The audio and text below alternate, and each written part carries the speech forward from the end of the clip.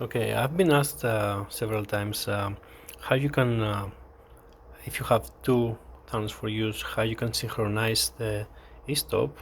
So instead of having to only connect to one, to connect to the other one too. So the way you normally does, for example, you activate the stop. This will turn off. Okay, but the other one it won't follow. It will still be active.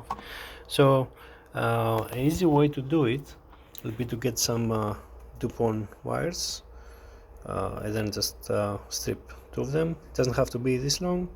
That's what I have available. You can find them really short too. And just plug three of them on the pins that you can see there. Okay. Then in the same order,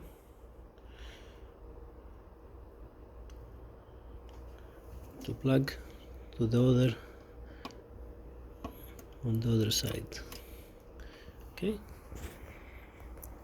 so those three pins are used to jump this. So if you have shorter wire, it's going to be even better.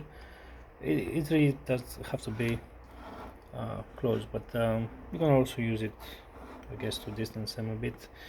But yeah, I'm not sure how people are mounting them, but yeah, so you have the master unit, the secondary.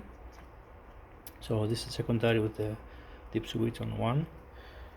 So usually these are vertical, horizontal, but you want to activate both of them, right?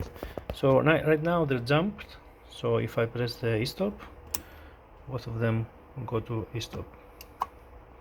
Okay, or force of line. Both of them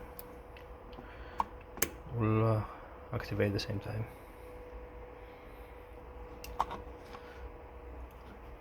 Okay, so this jumper relays the e-stop and the force of line signals for both boards to operate at the same time. And that's about it. Thanks for watching.